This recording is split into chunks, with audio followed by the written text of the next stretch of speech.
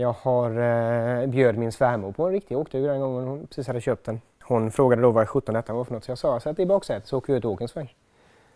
Åkte upp till en avlyst väg och körde 0 till 200 till 0 igen. Jag har inte varit jättepopulär sedan dess.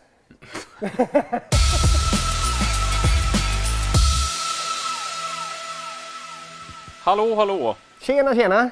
Opel-Johan. Ja, det är nuvarande epitet. Hör du vilka frågor jag har fått? Jag med. Det var anstormning. Jag tror att jag skapade fler frågetecken än utropstecken förra gången. 1. Vad är det som finns bakom den där väggen? Är det många som undrar. Har du visat alla Oplar nu eller? Nej, det har jag inte. De står där inne. Och det finns tyvärr ingen väg in. Eller ut. Har du byggt in dem? Men det går ju att ta fram dem. Men det kräver ju lite engagemang. För det är ju bultat i betongen. Och det kan de få fundera på. Ja. Det kan vi ta en annan gång, eller hur? Det kan vi ta nästa gång. Kanske. Och nummer 2, det är tjatet. När ska du komma tillbaka? Och gissas vad folk har tjatat. Det är kul. Och mejlat. Och nu är jag äntligen här. Ja, välkommen tillbaka. Tack, tack. Så idag blir det Lotus. Tänkte vi skulle bearbeta av det ämnet lite grann. 1989 så började GM titta över sitt lilla petroleum av bilmodeller och upptäckte liksom att det är ju rätt mycket gubbilar. Vi har hotat upp märket, BMW, Mercedes och Fiat och framförallt Ford då. Hotade upp sina modeller och hade ju verkligen tuffat till sig. Så då tänkte jag så här, vi hittar på något häftigt. GM köpte ju Lotus 1986 och tyckte då att vi använder den sektionen och ser vad vi kan göra. Frågade ju Lotus och de var ju med på noterna och hoppades ju på att vi får ju säkert någon lätt bil som Kadett eller något roligt och gör något häftigt av. GM tänkte ju inte riktigt likadant, så de tog de näst tyngsta de hade i hela sortimentet och så skickade de det till England och det blev ett ramaskri. Engelsmännen frågade vad i hela friden ska vi göra med det här? Nej men det ska bli häftigt. Så de ska ju slå sig in på den marknaden som BMW och Mercedes hade banat väg för.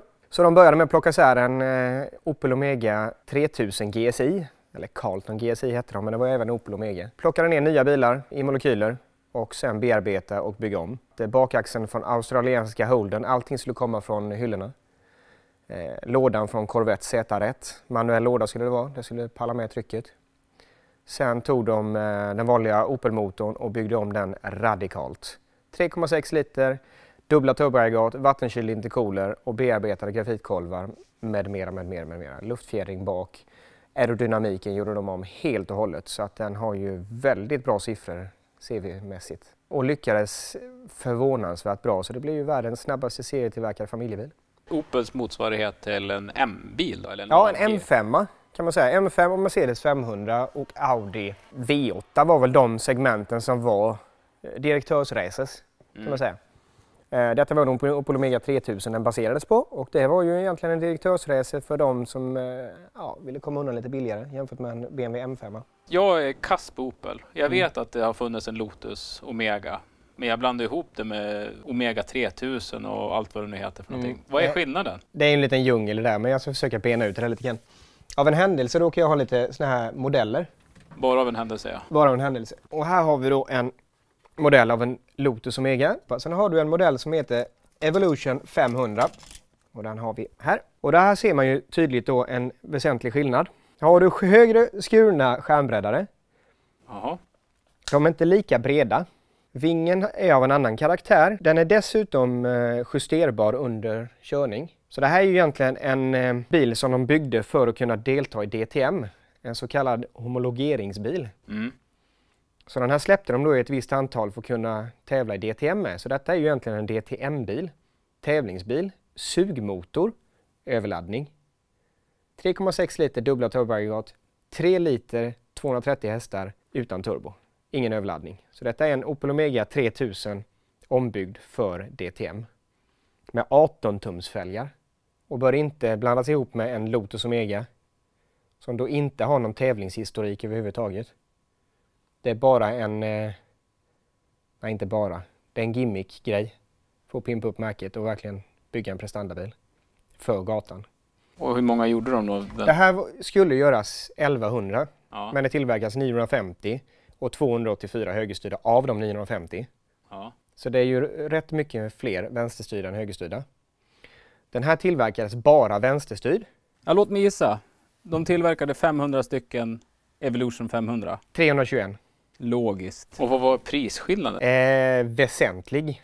Den här är ju nästan dubbla pengen jämfört med den här. Jag vet, det blev ett jäkla ramaskri i England att det var tjuvarnas favoritbil nummer 1. De hade ju precis sålt en hel flotta med senatorer till Englands poliskår. Och det var ju 24 ventiler, samma motor som den här baseras på. Ja, polisen hade ju inte en suck.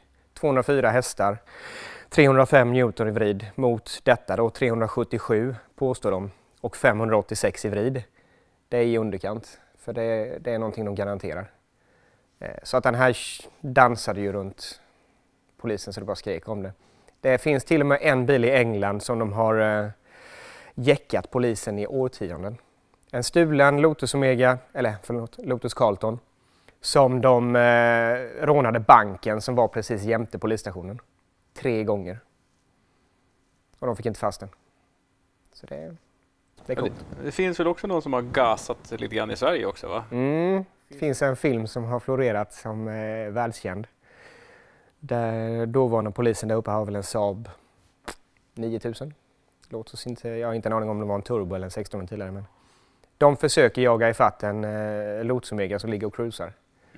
Och när de hoppar upp bakom och tänder lamporna så ökar han farten. Sen försvinner. Det kan man lugnt säga att han gör. Och har ni inte sett den så ta och sök lite grann runt på YouTube, för den finns där. 2,5 minuters väldigt underhållande film. Men du, vad är det för färg? Är den grön den här eller? Ja, den är mörkgrön metallic, så här inne ser den ju faktiskt nästan svart ut. Alla gjordes ju i den här färgen. Det gick liksom inte att välja, utan skulle du kryssa in den här så var det ju ett kryss. Ska du ha den eller ska du inte ha den? Okej, ja. Här har specen och här har du utrustningslistan, så det var liksom fullutrustat från början i detta utförandet med den här färgen. Sen har ju vissa tyskar lackat om dem. Så det finns ju ett gäng då som de påstår är limiterade upplagor, men det är ju enligt mig inte sant. De har lackat dem gulsvarta, men det är alltså eftermarknaden. Så de har gjort om en sån här till gulsvarta, och så finns det en röd som de också påstår är från England. Det låter vi osagt. Jag påstår att alla är gröna. Imperial Green Metallic. Detta är ju då en utmanare till M5 som de gjorde väldigt många avsteg. Dels så plockade de bort fartspärren helt och hållet. Och dels så försökte de ju maximera den. Så att de har ju gjort den på alla plan, aerodynamiskt sett, karossmässigt och chassimässigt och effektmässigt. Karossen är ju radikalt ombyggd på det viset att de har kapat upp hjulhusen bak, satt breddare då som styr luften som det är tänkt. Så du får maximal kylning på bromsar och luftflödet runt om. Vingen är genomtänkt designmässigt och vindtunneltestat. Kjolpaketet är ju neddraget med den här lilla läppen som är längst ner. Allting har ju en tanke bakom sig. Det här sänkte de, jag tror de har en CV-värde på 0,32. Och det är ju extremt lågt för en sån här sedanmodell. Utväxlingen är ju helt abnormt dålig egentligen. För att när du kommer på 5-mans växel, vilket den gör topphastigheten i, strax över 300. Så kan du lägga i 6:an. Och bara glida med. Lägger du i 6:an till exempel i 2000 varv så gör det väl ungefär cirkus 180 km i timmen. Det är ju motsvarande en diesel idag. Så att bränsleekonomiskt kan man faktiskt åka rätt snålt. Och är fronten annorlunda säger du? Ja, det är ju hela stötfångaren här så att säga som är nedbyggt. Originalen är ju mer inflyttad. Originalet har vi här. Det är fördel att vara hemma hos dig då? Det är Opel-människa. Vi håller på att renovera en 3000 också så att ni kan ju jämföra lite. Där har du egentligen ett helt annat luftflöde på den här. Här har du nästan som att han nästan lyfter bilen men ändå liksom bromsar upp det. Här försöker man ju få ett luftflöde som är mycket bättre. De är luftintag som går till kylare som sen passeras ut genom karossen. Läppen då som styr luften så att den kommer över istället. Här har du som nästan så att den trycker ner under bilen. Det är väl det som skiljer i fronten. Annars är ju huven likadan, förutom de här massiva luftintagen. Målet var ju från början så kalkylerade de med 1100 stycken. Det sa ju engelsmännen rätt snart att det har vi inte kapacitet till. De lyckades ändå trycka ut 950 stycken. Så att i just den här bilen har vi då nummer 143 och så står det ett D efter. Den är gjord för den tyska marknaden. Sen har du då Italien, Frankrike, Belgien och står det då kanske till exempel en siffra här och så England då blir det ju GB. Såldes det några till Sverige överhuvudtaget? Nej. Här var det inte så diskret. Nej, här ska man ju då vara rätt stolt över när man öppnar huven och det är man ju varje gång. Här har vi då en rak 6, 3,6 liter. Vattenkyld intercooler sitter här. går ner till dubbla från början Garrett T25-aggregat. På den här är de ombytta och uppgraderade till Mitsubishi T19 av flera anledningar. Dels så höll inte Garrett-aggregaten tätt. Läckte lite olja så att man fick lite högre oljeförbrukning. Det slapp det nu med Mitsubishi-aggregaten. Plus att du fick lite jämnare spolupptid. Sen har man då gjort om grafitbelagda kolvar, andra stakar.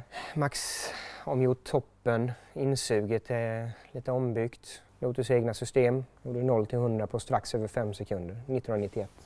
Det är bra det. En annan grej de har överdimensionerat, det är ju spolarvätskan här. Den måste ju vara på 80 liter den där. Det var det största jag sett. Ja, den har jag aldrig fyllt på faktiskt. Hur ofta använder du den här då? Ja, sen jag köpte den så har jag kört 1000 mil med den. Den har gått strax över 1900 när jag köpte den. Och nu har den gått 2,9. Så att jag försöker beta av en bra bit varje år. Nu har det väl varit lite till och från. Beroende på om den är besiktad eller inte. Åker man in och besiktar den så kan man ju nyttja den i 2 säsonger. Är man lite bekväm av sig så hoppar man över en säsong. Den här hittade jag i Norrköping på en bilfirma. En exklusiv sådan.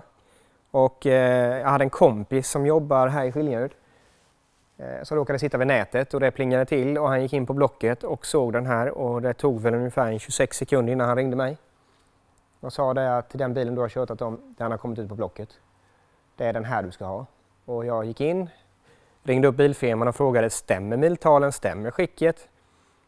Och bilförsäljaren sa ja, den är jättefin. Är det någon som har tingat, är det någon som har betalt? Nej. Men det är 43 stycken som har ringt och då hade jag ringt ungefär 6 minuter efter han hade lagt ut annonsen. Så han har inte gjort något annat än att suttit i telefon och hans kollegor likadant. Så, men då frågade jag, är det någon som har betalt handpenning? Nej, det är det inte. Så då ringde jag min bank och ljög och sa att jag skulle handla någonting och vi får ta alla papper efteråt. Och så gör man inte egentligen, förklarade han. Men han satte in en handpenning på bilen. Hade jag sagt att jag skulle köpa en Omega från 91 för de pengarna så hade han ju idiotförklarat mig. Det gjorde han ändå sen när han upptäckte vad det var jag hade köpt. I alla fall, så jag var först med handpenningen. Sen var det bara att åka upp och lasta upp den på trailern och åka hem. Inte köra eller? Nej, jag vågade inte det. En sån dyrgrip, det ska man lära känna i lugn och ro hemma. Så är det, men du har ju en till också. Ja, och då var det ju en kompis som gjorde likadant. Det är tur man har kompisar som håller utkik, för det hinner man ju inte ha själv. Så en annan vän till mig ringde och sa att har du sett den här auktionssajten? De har en Lotus Omega. Och då tänkte jag så här, där ska jag gå in och titta. Och bilen stod i Kungsbacka. Så jag var och tittade på visningen innan auktionen. Och då var det 2 norrmän där också. Och då tänkte jag så här, den ska inte gå till Norge, så jag hoppas verkligen att det är några svenskar som är med. Nu avslöjade de sitt alias, för den ena aliaset stod på personliga nummerplåten. Så att han hade väl en svensk adress men bröt på norska och tänkte nej, det ska inte gå vägen. Så när auktionen väl satt igång så satt jag hemma och då kom frugan bara, du är väl inte med och budar? Nej, jag är inte med och budar. Nej, det är ingenting sånt.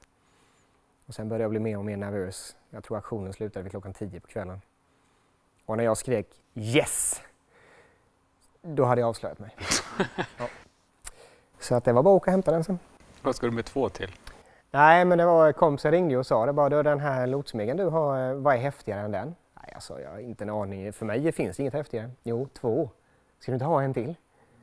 Jo, det är klart man ska ha det, tänkte jag då. Lever ju bara en gång. Så då, det var lite så det började. Och ja, jag är med 2.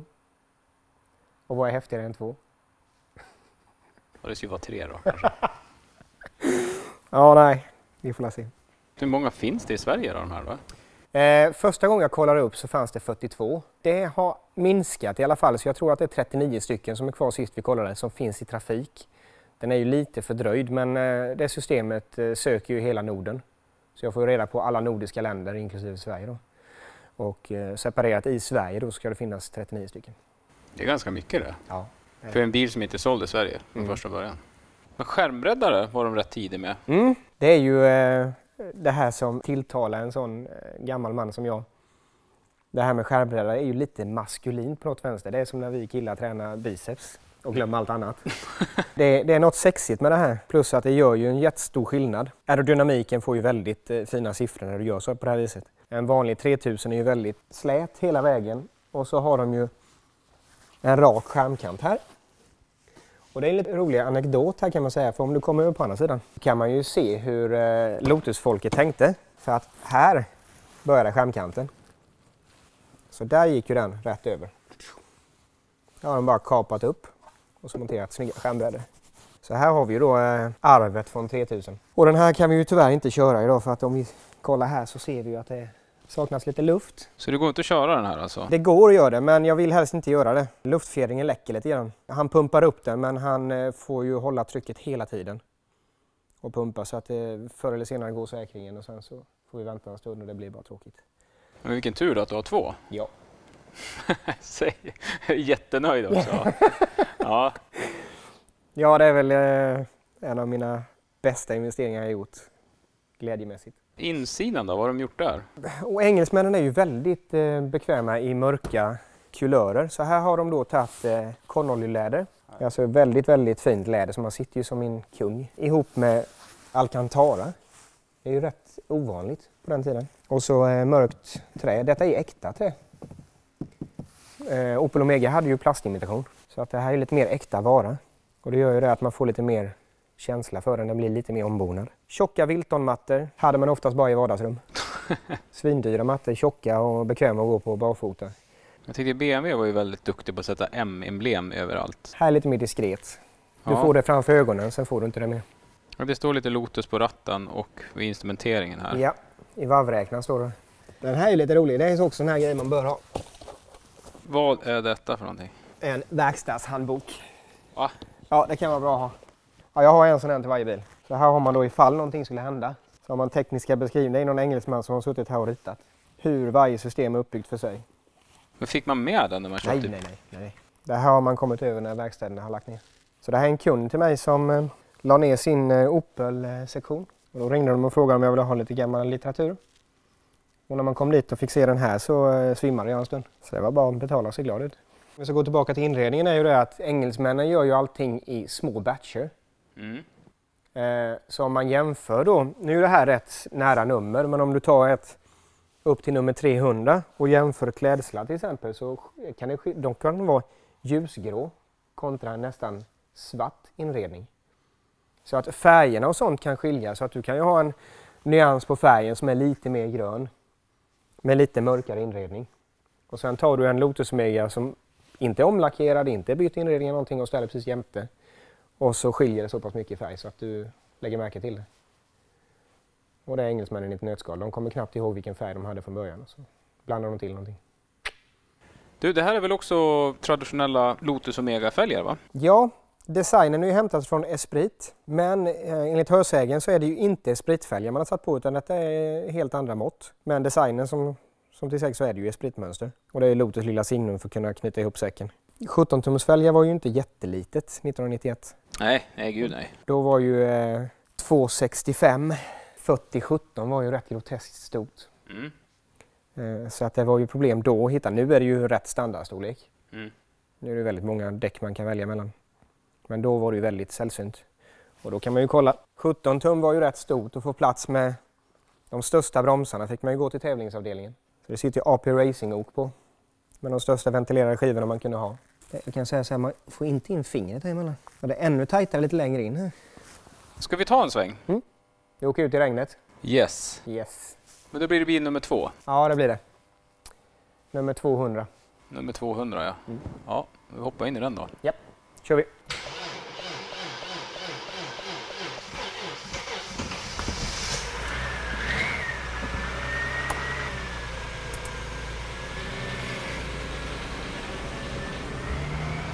Det var på det berömda håret att den startade. Och ändå har jag laddat här batteriet, så jag tror att batteriet är för litet. Den låter ju som en dammsugare den här. Ja, en tyst och fin. Och regn och skitväder.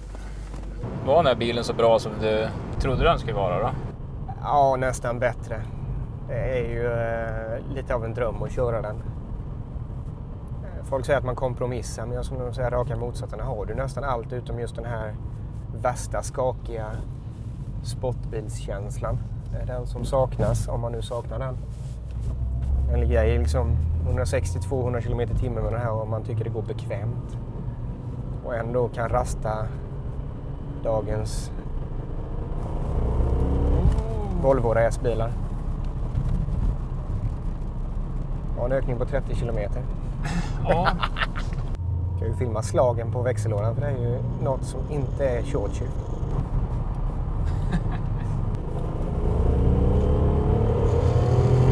Jävlar. Där är vi uppe i 130. Oj. Från 50 km i timmen upp till 130. Lägger vi... Nej, det ska vi inte säga. Vi kör 110. Vi kör 110.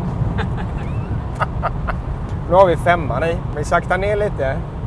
Från 110 till 120. Och så bara testar vi att lägga i 6:an. Så hamnar vi strax över 1600 varv. Det tycker vi inte om. Jag tror den teoretiska toppfarten ligger på 480. 480? Ja, om det hade funnits kraft till det. Och däcken hade klarat det.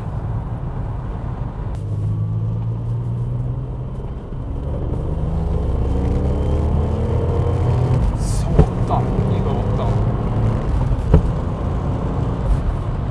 Ja, vi kör ju 70. Ja, vi kör ju 70. Jag fick ju i 4:an i alla fall. Eller ja, vänta lite, nu kan ju folk räkna ut hur fort vi kör. Ja, nej, Vi fick i 2. Tänker man på att det är en bil från 1991, då kan man ju inte låta bli att imponeras lite grann. För att köra dagens prestandabilar så är ju, det går bra. Men om man tänker det här då, som är 30 år gammalt. Och tyst som en dammsugare är den. Ja, man kan ju alltså i 110 så går det ju att samtala. Nu håller jag på att säga mig igen. Ja, ju 110. Ja, 110, det går ju. Det är som att köra i 40, 30. Då har de ju inte lagt energi på att dämpa upp bilen, utan detta är ju en rätt klonkig bil från början. Men om man lyckats göra den så pass tyst ändå med tanke på att den är silkeslen. Och inga pysfnysventiler eller något som stör, utan det är litet lätt övertryck, 0,7. Det finns ju en overboost-funktion också, sitter en liten knapp under gaspedalen. Men jag har inte vågat använda den, inte på den här bilen. På den andra har jag gjort det. Och då bryter helvetet löst, kan jag lova det. Och jag försöker att trycka lite mer än hälften nu då. Jävlar. Ja. Ramlar inredningen loss. Ja, nu ramlar grejerna loss här. Satan. Jäklar. Det här är 130. Förlåt, 110. Det här funkar. Ja, det är en sån här lyckopillebil. Ja, verkligen. Du, bränsleförbrukningen. Ja, det har den. Ja. Den ingår liksom i köpet. Ja. Det var någon som frågade hur mycket den drog. Jag har inte blekaste aning. Jag har aldrig mätt upp det. Kommer aldrig mäta upp det heller. Det är helt irrelevant.